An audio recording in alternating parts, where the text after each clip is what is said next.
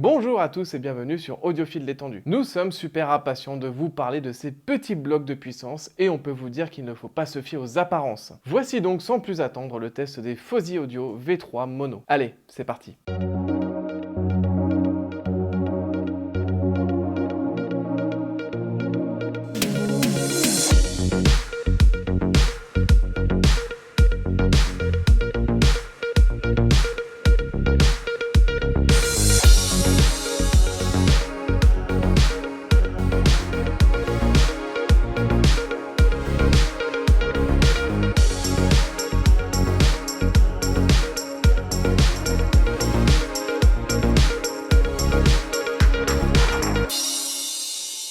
Fosi Audio est une société chinoise qui a pour but de proposer des produits hi-fi de haute qualité mais à des prix abordables. Et pour le coup, c'est vraiment abordable. En plus d'être abordable, Fosi Audio est une société qui écoute ses clients et d'ailleurs le produit que nous testons aujourd'hui est le fruit des retours clients sur les différents forums à travers le monde. C'est ainsi qu'est né ce tout nouvel amplificateur mono ultra compact tout en aluminium anodisé noir. La façade pour commencer est habillée de deux interrupteurs. Le premier avec 3 boutons permet de mettre soit sous tension l'appareil, de l'éteindre complètement ou encore d'activer la mise en veille automatique lors de l'absence de signal d'entrée. Le second interrupteur permet quant à lui de sélectionner entre l'entrée RCA ou XLR. Enfin, une petite LED est également présente et nous indique l'état de fonctionnement de l'amplificateur. Sur les côtés, nous avons de petits trous protégés par des grilles d'aération orange. C'est visuellement assez sympa et ça apporte un peu de joie dans ce monde de brut. En dessous, nous retrouvons deux vis pour le démontage et de petits pieds en gomme avec le logo Fosi Audio gravé dessus. Le diable est dans les détails. On termine avec la connectique qui est pour le coup super bien dotée pour ce type de produit avec une entrée RCA dont le gain est réglable grâce à un sélecteur à 31 ou 25 décibels, une entrée XLR,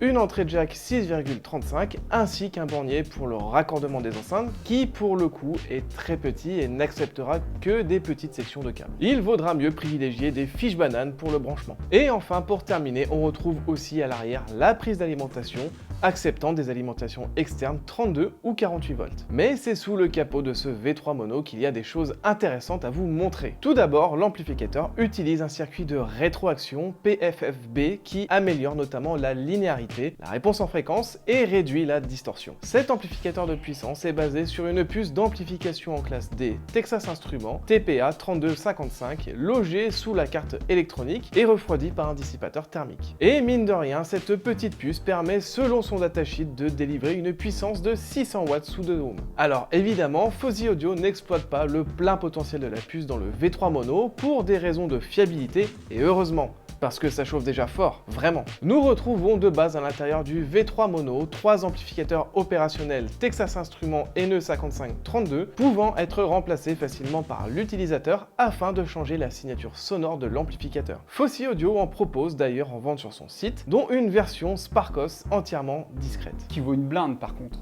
Terminons notre visite des entrailles du V3 Mono qui fait la part belle aux composants avec la présence d'inducteurs de puissance Sumida, des condensateurs de filtrage Nishikon ainsi que Wima et Elna tout au long du chemin audio. Et sans oublier les quelques relais Omron, enfin vous l'aurez compris, on en a ici pour son argent. Le tout est implanté sur un PCB 4 couches qui selon le fabricant est censé réduire les interférences. Et si vous nous suivez, vous vous êtes rendu compte qu'on n'a pas parlé de l'alimentation. Cette dernière est, vous l'aurez compris, externe et optionnelle. L'imposant bloc secteur vendu par Fosi Audio renferme une alimentation à découpage débitant une tension de 48 volts pour 5 ampères, permettant au V3 Mono de développer une puissance confortable de 120 watts sous 8 ohms et jusqu'à 240 watts sous 4 ohms, tout en étant capable de prendre en charge des enceintes dont l'impédance peut descendre jusqu'à 2 ohms. Et là, les gros blocs en classe A qui nous regardent sont en sueur.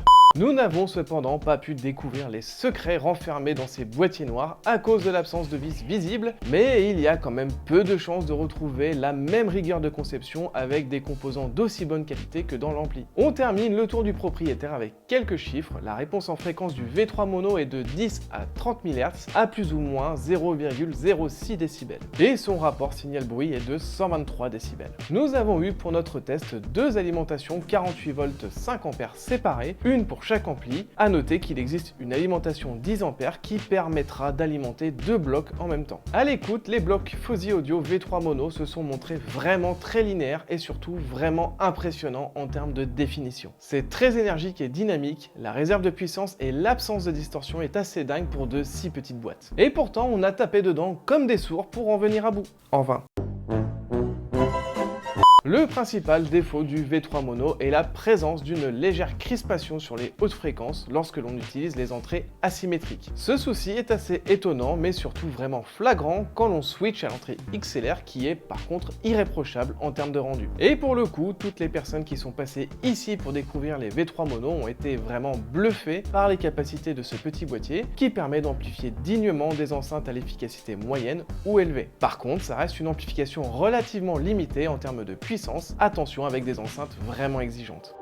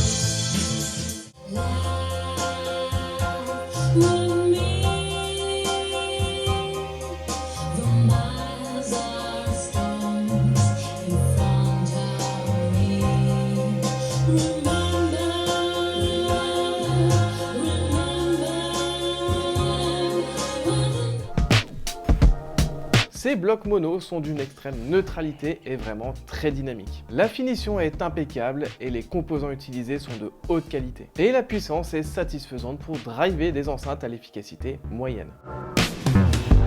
Les borniers à l'arrière sont très cheap et on vous conseille d'utiliser des fiches bananes pour le raccordement de vos enceintes. Il y a une très légère crispation sur les hautes fréquences quand on utilise l'entrée RCA. Attention à bien laisser ces amplis respirer dès que vous allez y coller des enceintes un tantinet exigeantes avec un volume soutenu, ça va chauffer fort.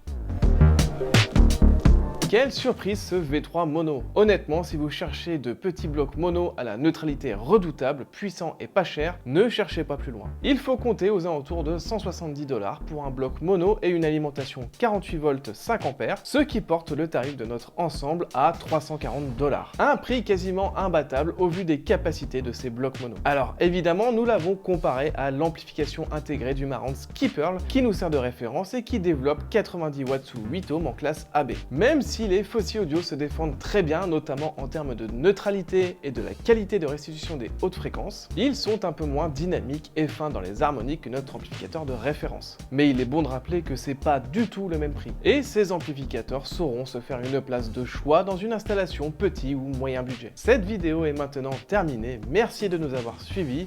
Comme d'habitude, on s'abonne, on laisse un commentaire et on se retrouve dans 2 semaines pour une nouvelle vidéo. Salut!